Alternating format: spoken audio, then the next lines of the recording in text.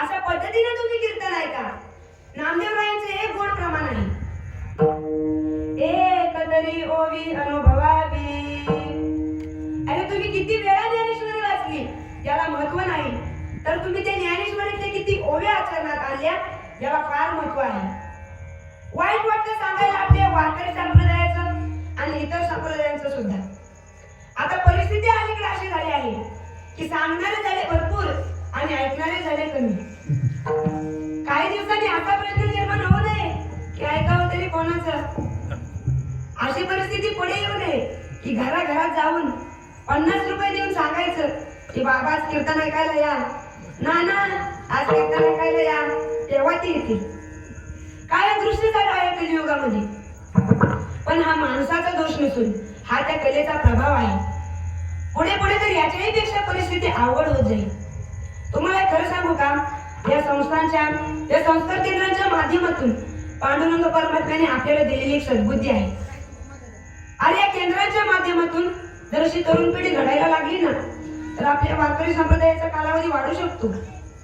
प्रत्येक ठिकाणी आपण हा विचार करण्याची गरज आहे. पण आताच्या जो तरुण पिढीचा आपण विचार केला ना, तर ती इकडे यायला नको म्हणतात. हे गोड प्रमाण आहे. करणा भाग्यवंत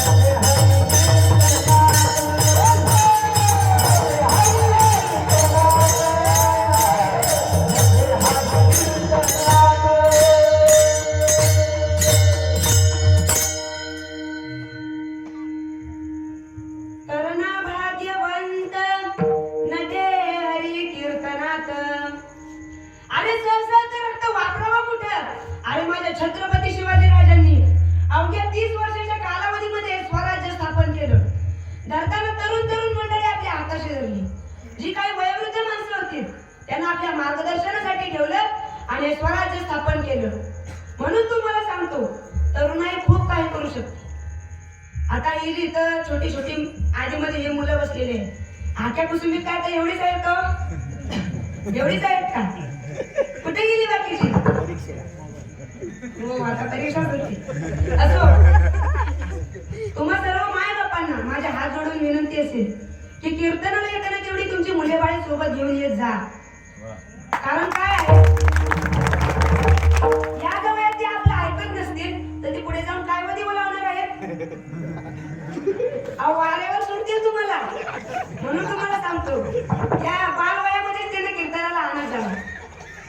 आता आमच्या संस्थेमध्ये जेव्हा कोणी नवीन ऍडमिशन घ्यायला येतं ना, तेव्हा त्याचे आई वडील गुरुजींना म्हणतात की याला इथं राहण्याची आवड नाही, मग याला इथं ठेवायचं तर कसा. गुरुजी गोड सांगतात की मी तुमच्या या मताशी पूर्णपणे सहमत नाही. का नाही? कारण आवड हे सध्या त्याच्या वातावरणावर, माहोलवर अवलंबून असते. काही काळानंतर त्याला आवड लागणार, पण त्या आवडीचा विषय नाही. एकदा तो त्या वातावरणाशी एकरूप झाला की विषय संपला. पण आताच्या मुलांना खरं खोटं स्वतःचं भविष्य काहीच कळत नाही. म्हणून आता त्यांच्या जीवनामध्ये आपल्याला ठोस पावले टाकावी लागतात. तेव्हा पुढचे येणारे दिवस यांच्या आयुष्यामध्ये चांगले जातील. म्हणून तुम्हा मायबापांना माझ्या हात जोडून विनंती असेल की कीर्तनाला येताना तेवढी तुमची मुले बाळे सोबत घेऊन येईल. कधी कधी या गोष्टीचं वाईट वाटत नाही हो, पण आपल्या महाराष्ट्रामध्ये जेवढे साधू संत जन्माला आले, तेवढे साधू संत या जगाच्या पाठीवर कुठेही जन्माला आले नाही किंवा अवताराला आले नाही. पण तुम्हाला दुर्दैव सांगू का, आपल्या महाराष्ट्रात जेवढे वृद्धाश्रम आहेत ना, एवढे वृद्धाश्रम अख्ख्या देशात कुठेच नाही. आता हे आपलं दुर्दैव.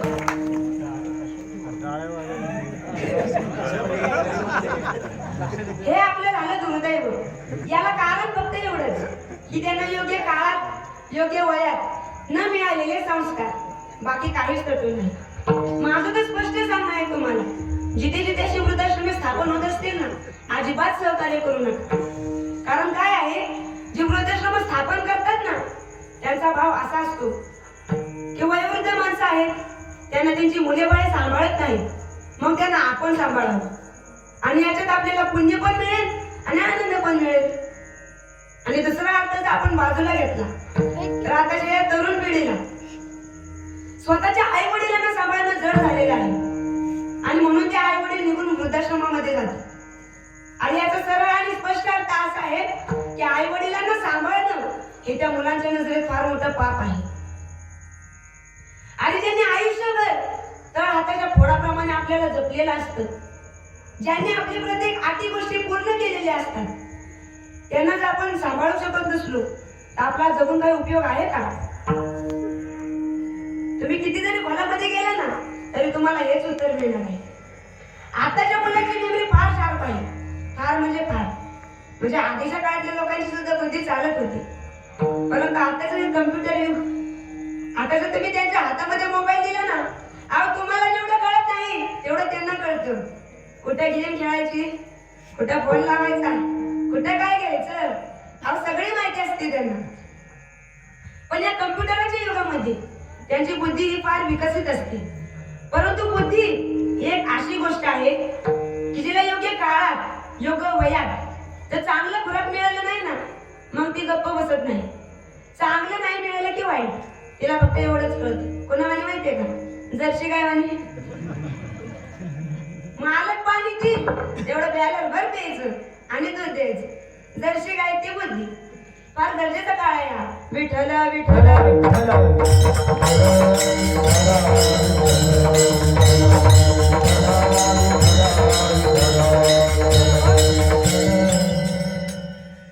त्रेता युगामध्ये कोणती साधने सांगितलेली आहेत, द्वापार युगामध्ये कोणती साधने सांगितलेली आहेत, तर काही भक्ती मार्ग आहे, योग मार्ग आहे, तपश्चर्या मार्ग आहे. तुमच्या माहितीसाठी सांगतो सर्वांच्या, माऊली ज्ञानोबाराय हे योगाच्या मार्गाने गेले व तुकोबाराय आणि नामदेवराय हे भक्तीच्या मार्गाने गेले. या मार्गाचं वर्णन करीत असताना माऊली सांगतात, या कलियुगाचा जर आता विचार केला तर योग मार्ग कळणं तर सोपं राहिलेलं नाही, परंतु भक्ती मार्ग हा सर्वात सोपा मार्ग आहे. एक गोड प्रमाण आहे. स्वल्प वाटे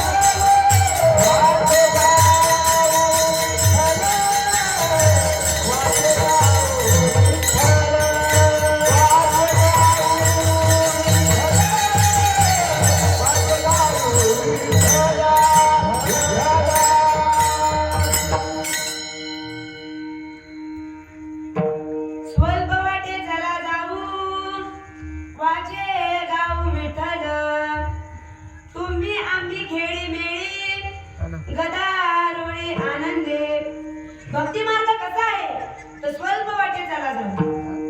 तुम्हाला जर देवाला आपलंसं करायचं असेल तर सगळ्यात सोपा मार्ग तो म्हणजे भक्ती मार्ग. माऊली ज्ञानोबा काय सांगतात, आणि एक पिपीलिका मार्ग आहे. विहंग म्हणजे पक्षाचा मार्ग. विहंग म्हणजे कुठला मार्ग? पक्षाचा. बोलत चला तुम्ही. आणि पिपीलिका मार्ग. पिपीलिका मार्ग म्हणजे मुंगीचा मार्ग. कोणता मार्ग? मुंगीचा. या मार्गाचं वर्णन करीत असताना ज्ञानेश्वरी मध्ये गोड ओवी आहे. देखे उत्पलवना सरिसा पक्षी फळासी झोंबे जैसा सांगे न रुके वितैसा पावे वेगी. पहा, एक आमराई आहे. त्या आमराईमधून एक मनुष्य निघालेला आहे आणि त्याच वेळी त्या आमराईमधून एक पक्षी सुद्धा उडत निघालेला आहे. उडता उडता त्या पक्षाला एक रसरशीत पिकलेला आंबा दिसतो आणि योगायोग सदैव असा की तोच आंबा त्याच वेळी त्या माणसाला देखील दिसतो. बरं, आता मी तुम्हाला प्रश्न विचारतो. त्या आंब्याचा आस्वाद पहिल्यांदा कोण घेईल? माणूस घेईल का पक्षी घेईल? कसा माणूस घेईल?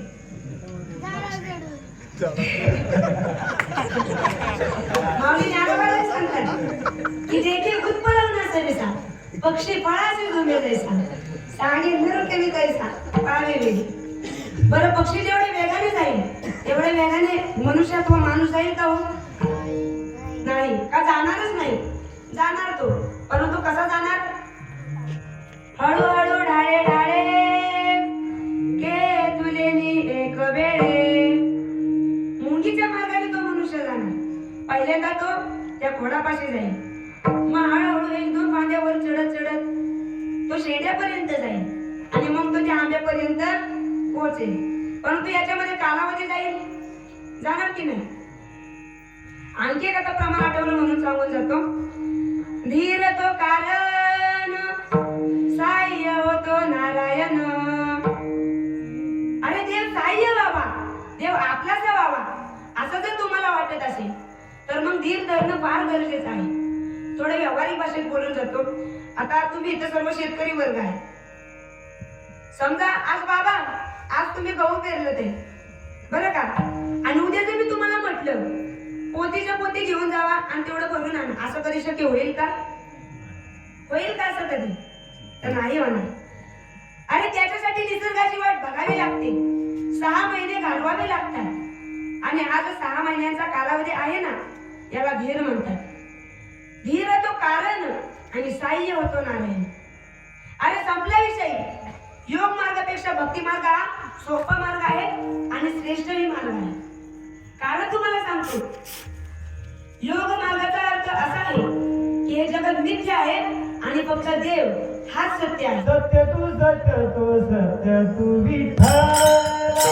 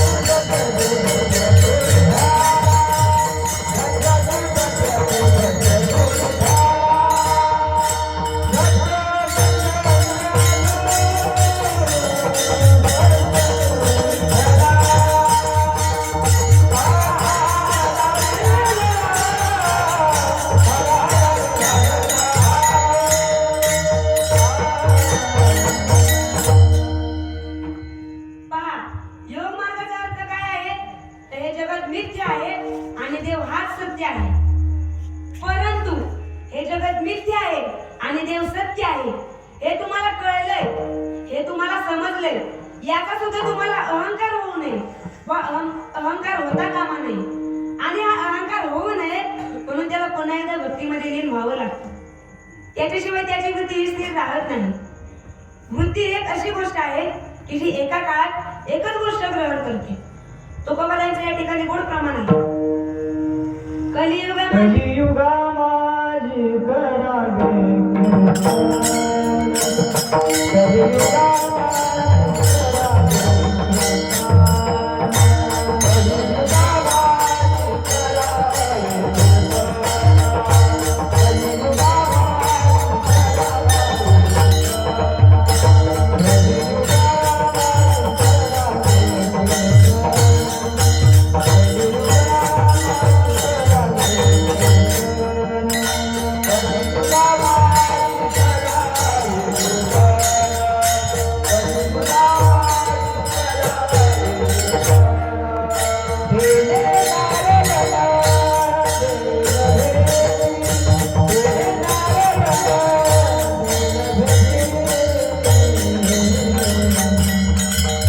कलियुगा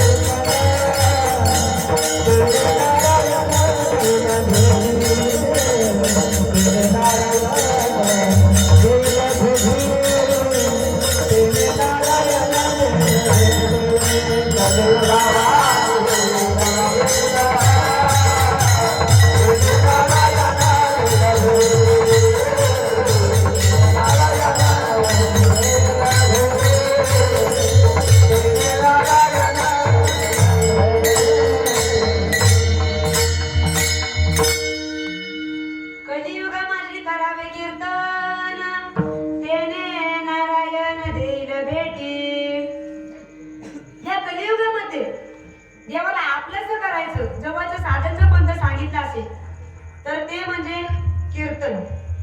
बरं कीर्तन म्हणजे काय? ओ कुसुंडीकर, कीर्तन म्हणजे काय? कीर्तन म्हणजे आपण सर्वांनी मिळून देवाचं केलेलं नामस्मरण. तुकोबारायांची आणखी एक भाषा आहे, हरीचे गुण हरीचे गाते. मुखे गावे हरीचे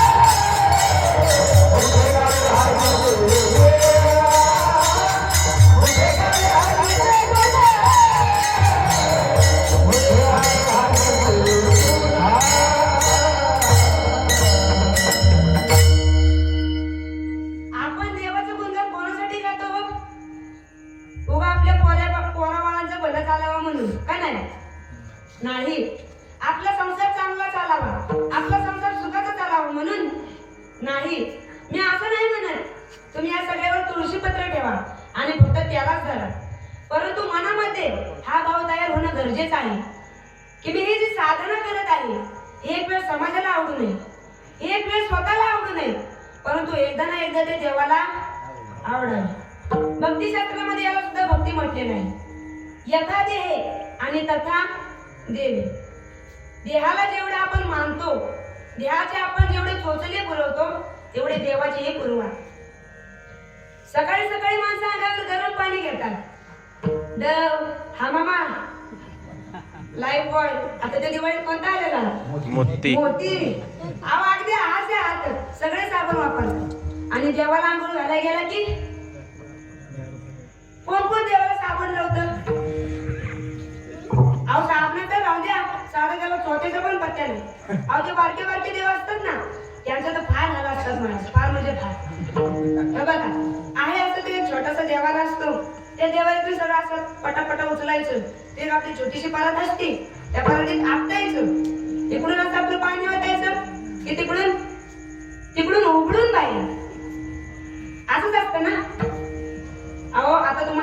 दृष्टांत सांगतो. एक पैलवान व्यक्ती होता, पैलवान व्यक्ती बरं का. एके दिवशी काय झाली गंमत, घरातलं पाणीच संपलं, त्याला आंघोळीला पाणी नाही. आता ह्यो म्हणला आंघोळीला आपल्यालाच पाणी नाही, मग देवाला तरी कुठनं आंघोळ घालायची. म्हणून त्यानं काय केलं, एका बादलीत असं सगळं देव भरलं आणि आधी गेला विहिरीवर. विहिरीवर गेला, विहिरीचं पाणी गेलेलं खाली. मग देव तिथनच फिरला आणि तसाच नदीवर गेला. नदीवर गेल्याच्या नंतर त्याचं एक तुम्हाला वैशिष्ट्य सांगू का, तो नदीवर गेला खरं, परंतु त्याला पावताच येत नाही. आता हे त्याचं झालं वैशिष्ट्य,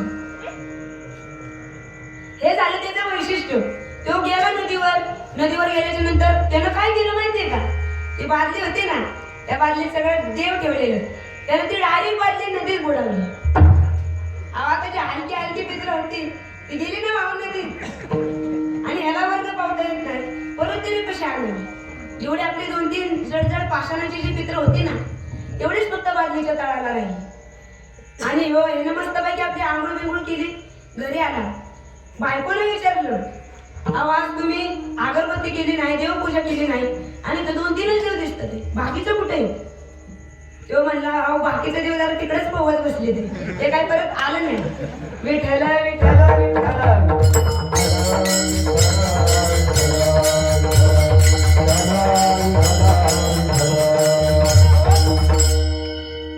मला फक्त हा मुद्दा सांगायचा आहे की आपण देवाला जेवढं माझं म्हणतो तेवढं देवालाही माझं म्हणण्याची सवय ठेवा. महिला मंडळींची आता एक गमत सांगून जातो तुम्हाला.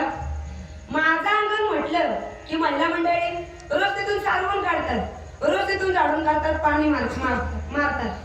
आणि आपला गाव म्हटला की आपण तिकडे फिरकून सुद्धा बघत नाही. आमच्या गुरुवर्यांची गुरुवर्य प्रातस्मरणीय वैकुंठवासी गुरुनाम गुरु हरिभाऊ महाराज पाटील नेहमी सांगायचे की या कलियुगामध्ये देवाला आपलंसं करायचं, देवाला जवळच करायचं. सगळ्यात सोपं साधन जर कोणतं असेल तर ते म्हणजे काकडा आरती. का हो काकडा आरतीला अनन्य साधनांना असं महत्व दिलेलं आहे. तुम्ही येता का सर्वजण काकडा आरतीला? येता का? कोण कोण येतं? हात जरा वर करा बघू. हात खाली करा, हात खाली करा. हा बघा, जी जी येत नसतील त्यांना माझं पहिलं सांगणं आहे, काकडा आरतीला येत जावा.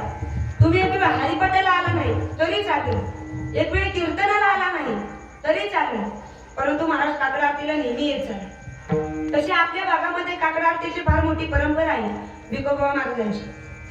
त्यांनी ही काकडा आरतीची परंपरा जोपासली आणि आता आम्ही सर्वजण ती जोपासत आहोत. अहो काही ठिकाणी तर अशी गमत असते ना, लई लांबची गोष्ट नाही. आता तुम्ही बाबा, तुमचं वय किती हो? 60. अजून थोडा असे वयोवृद्ध आपलं 70-80 वयाची अशीच आपली दोन तीन अशी म्हातारी बुवा शोधायची. आजकाल तर सांगतोय बरं का, अशी आपली म्हातारी बुवा शोधायची आणि त्यांनाच तू काकडा करायला सांगायची. बाकी कोण तिकडं फिरकून सुद्धा बघत नाही बरं का, कोण तिकडं फिरकून सुद्धा बघत नाही. त्यांना विना आणून द्यायचा, ताक पकवास कणिक सगळं उपलब्ध करून द्यायचं आणि त्यांनाच तो काकडा करायला सांगायचा. मी म्हणलं आमचा जावली तालुका त्या मानानं जरा बरा तरी आहे. अहो कमीत कमी 4-5 महिला का होईना, परंतु पंचारतीची ताटे घेऊन काकडा आरतीला येतात. मला फक्त हा मुद्दा सांगायचा आहे की काकडा आरतीला का अनन्य साधारण असं महत्व दिलेलं आहे हो. कारण तुम्हाला सांगतो, काकडा आरतीमध्ये फक्त आणि फक्त ते देवाची स्तुती केलेली आहे, म्हणून काकडा आरतीला अनन्य साधारण असं महत्व दिलेलं आहे. विठ्ठल विठ्ठल विठ्ठल.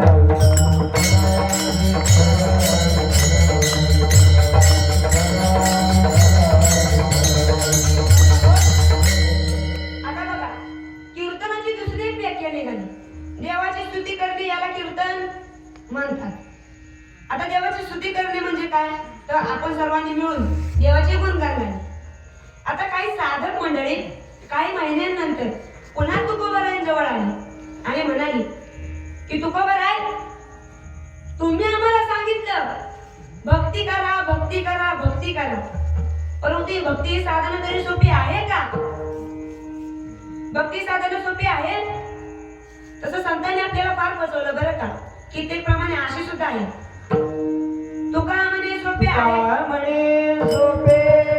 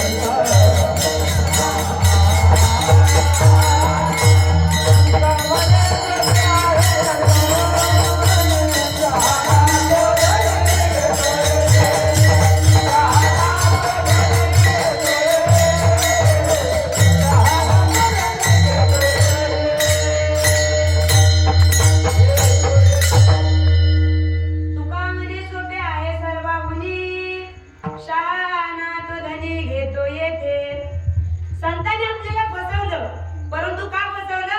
तर आपण त्याच्यामध्ये इन्व्हॉल्व व्हावं, आपण त्याच्यामध्ये यावं, म्हणून संतांनी आपल्याला फसवलं. तसं या कलियुगामध्ये कुठलीच साधनं सोपी राहिलेली नाही बरं का. कीर्तनी साधनं सुद्धा सोपी नव्हे बरं का. कारण काय झाले, आता प्रत्येक परमार्थातील साधनं आता ही स्वतःसाठी राहिलेली नाही. जो तो आजकाल समाजाचाच विचार करत असतो. आमचे गुरुजी आम्हाला नेहमी सांगतात की बाळांनो, पुढे चलत चला, परंतु पुढे जात असताना आपण मूळ कुठून आलो हे नेहमी लक्षात राहणं गरजेचं आहे. काही साधक मंडळी तुकोबारायांकडे आली आणि म्हणाली की तुकोबाराय, भक्ती ही साधना सुद्धा आता सोपी राहिलेली नाही. मग तुम्ही आम्हाला अशी काहीतरी साधने सांगा की जी संसार करून आम्ही देवाला आपलंसं करू शकतो. तेच महाराज अभंगाच्या गणितात गुरु भक्ती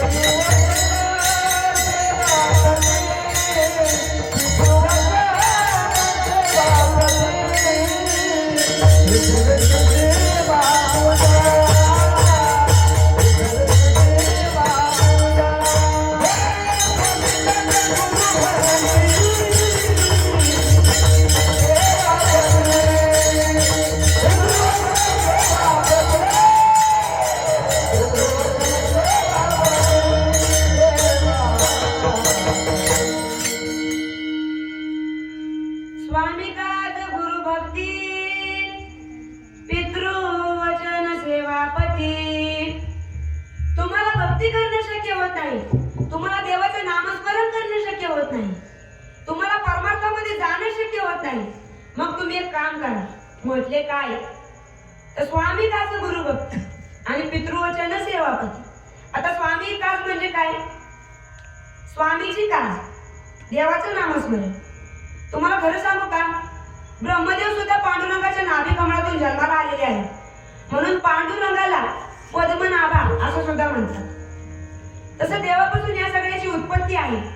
म्हणून तुम्ही काय करा, स्वामी काज काय करा, देवाची भक्ती करा.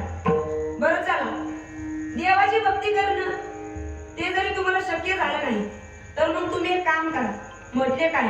तर गुरुभक्ती. आता गुरुभक्ती म्हणजे काय? अरे गुरुवर्यांची पूजा. अरे आपल्या गुरुवर्यांवरती आपली आपाटापाट श्रद्धा असली पाहिजे. अरे याचा आदर्श भगवान श्रीकृष्णाने रुजवून ठेवला. काय हो देवाजवळ नव्हतं? काय देवाला अशक्य होतं?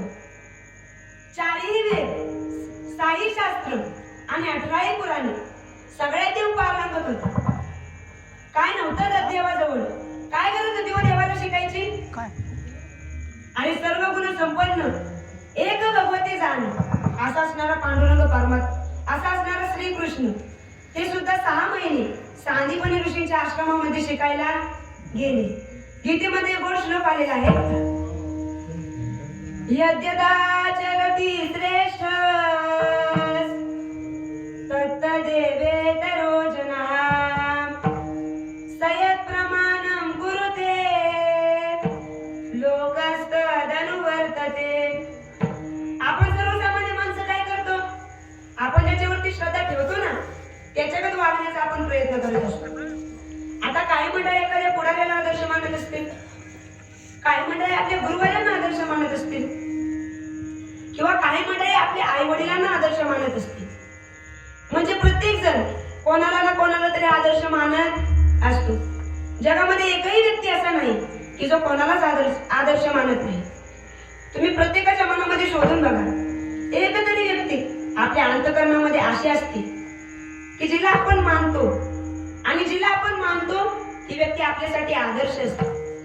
ते आदर्श म्हणजे कोण असतील तर ते आपले गुरुवरी आहेत. माणूस पहिल्यांदा जन्माला येतो ना तेव्हा आई ही त्याचे पहिले गुरु असते. पण अलीकडच्या काळामध्ये या नात्याला सुद्धा काहीच किंमत राहिलेली नाही. आमचे गुरुजी आम्हाला सांगतात की या कलियुगामध्ये गुरु भेटणं फार अवघड आहे. चांगला गुरु भेटणं फार अवघड आहे. आणि जरी गुरु भेटले तरी ते कळणं त्याच्यापेक्षा अवघड आहे. आणि जरी गुरुवर्य कळाले ना तरी त्यांच्यावरती श्रद्धा बसवणं हे त्याच्याही पेक्षा अवघड आहे. आता या कलियुगामध्ये माणूस हा घडतो तो आज संगतीमुळेच आणि बिघडतो तो आज संगतीमुळेच. म्हणून संगती फार महत्वाची आहे. बघा काही गुण सांगितले. पहिल्यांदा काय करा स्वामी काज, नंतर काय करा गुरुभक्ती. जिथे जिथे श्रद्धा हा विषय येतो ना तिथे तिथे त्याची स्पंदने पांडुरंगाशी एकरूप असतात.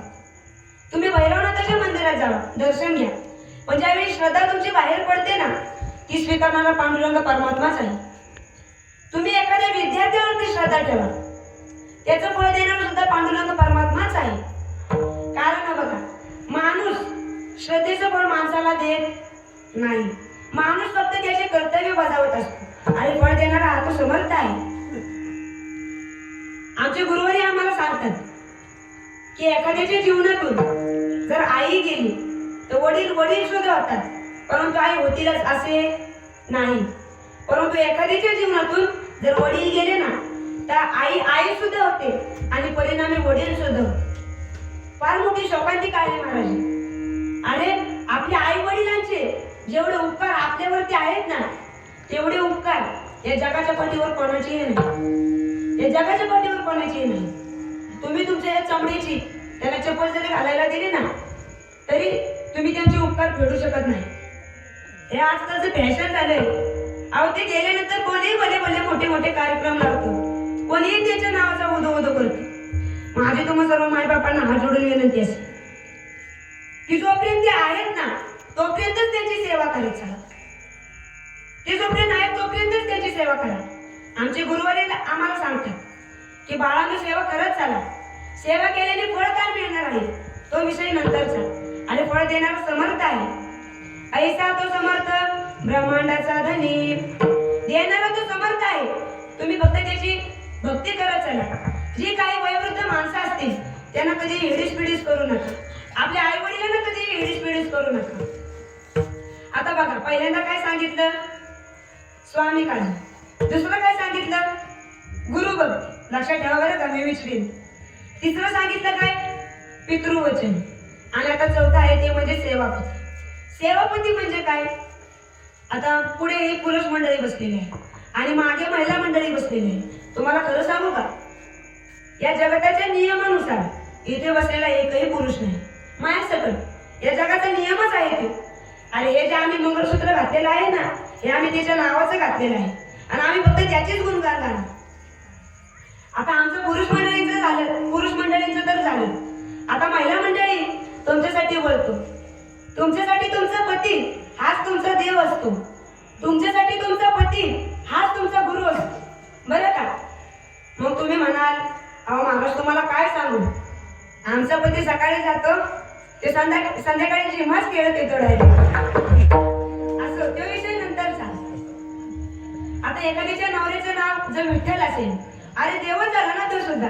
रामदास असेल विषयच मिटला देवच झाले ते सुद्धा. विठ्ठल विठ्ठल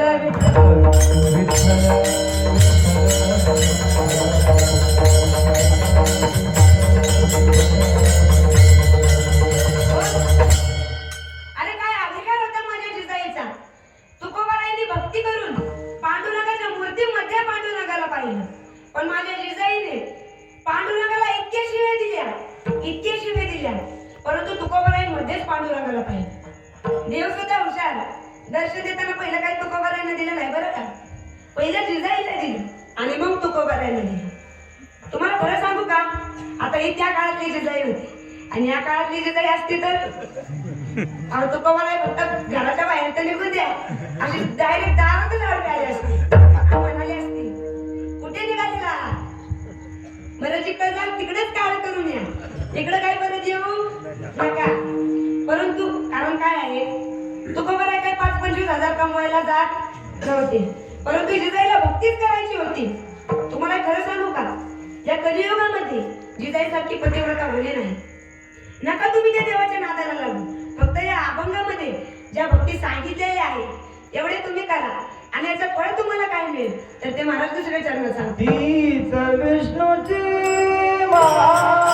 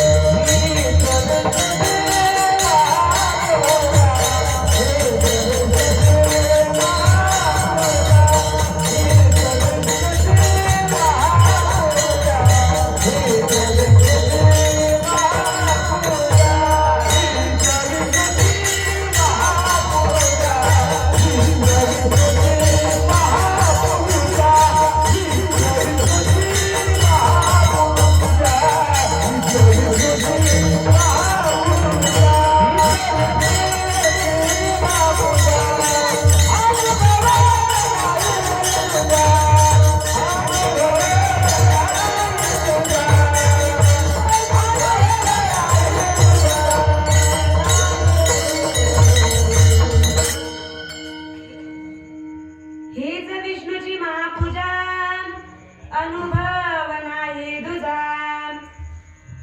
आता पहा, पहिल्या जन्मामध्ये सांगितलं स्वामी काजी, गुरु भक्ती, पितृवचन आणि सेवापती. या भक्ती तुम्ही करा आणि याचं फळ तुम्हाला काय मिळेल. अरे फक्त विष्णूची पूजा नाही, महापूजा केलेल्याचं पुण्य तुम्हाला मिळेल. तुमच्यातलं किती जण वारीला जातं पंढरपूर आळंदीला? हात वर करा बघू, कोण कोण जात.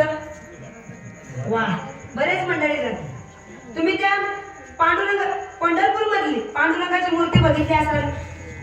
अक्षरशः त्याच्या पायाला खळगे पडले, पांडुरंगाच्या पायाला खळगे पडले, परंतु समाजावर याचा काहीच परिणाम झाला नाही.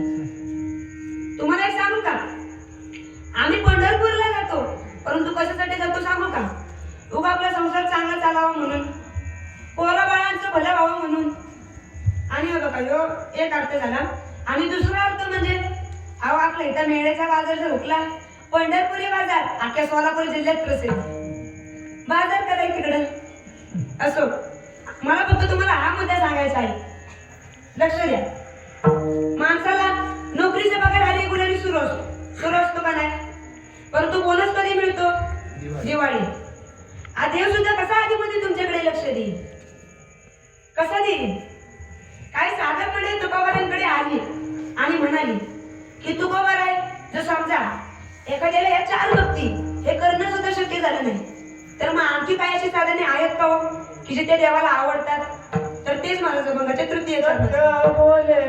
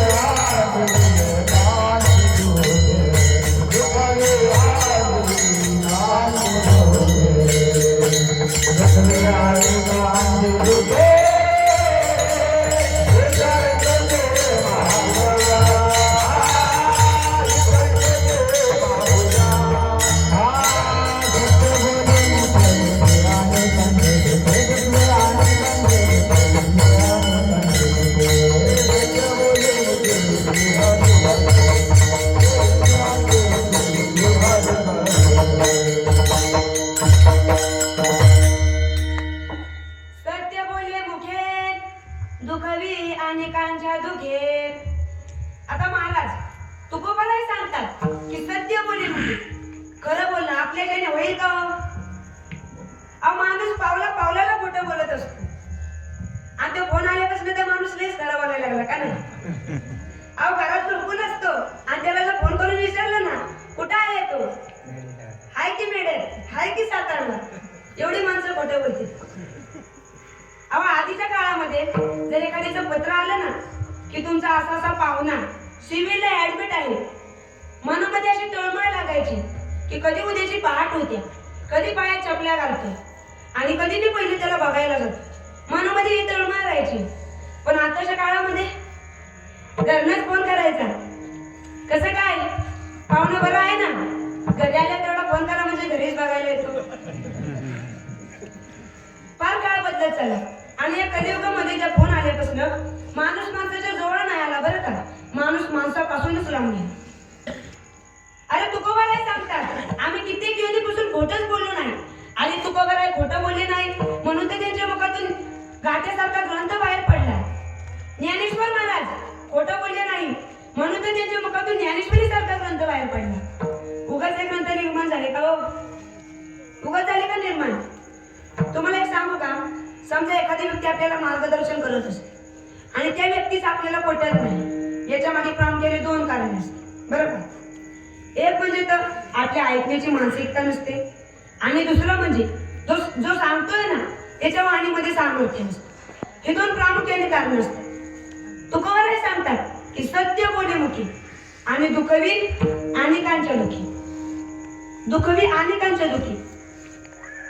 इतरांच्या दुःखामध्ये सहभागी होत चला, नाही तर असं होऊ नये की गंज पिटली शेजारची आणि आपल्याला विचारलं राम भाऊ रात्री कुठं होता, एवढा मोठा डोंबाळा झाला गावात, आपण असं म्हणून चालेल का हो? अहो मला मी विचारतच होतो, मला जागा चालेल नाही. तुम्हाला एक सांगू का, सत्य घटना आहे बरं का, नीट ऐका. आमच्या गुरुजींचे गुरुजी वैकुंठवासी गुरुनाम गुरु हरिभाऊ महाराज पाटील ते पाठ घ्यायचे आणि तेव्हा पाठाला आमचे गुरुजी सुद्धा बसायचे बरं का.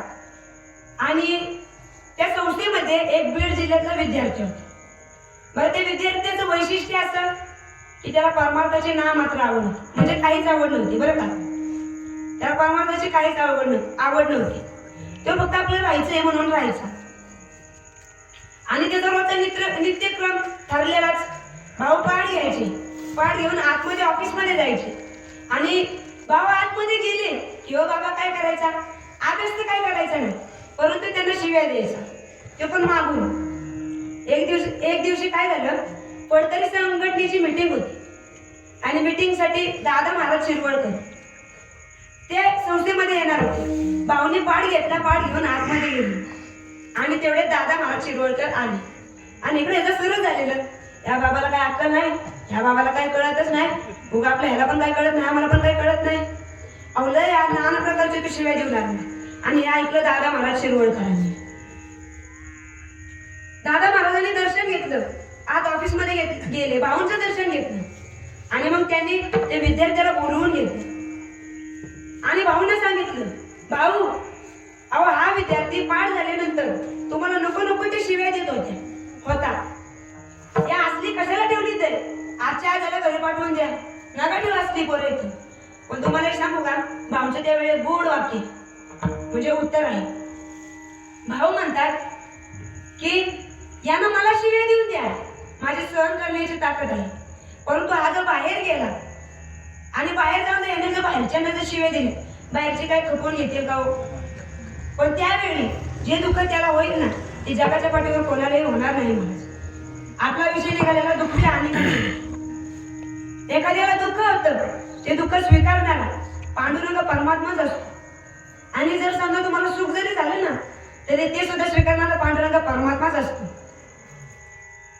संप्रदायाच्या नियमानुसार एकदा सर्वांनी प्रेमाने हात वर करा बरं, सगळ्यांनी हात वर करा.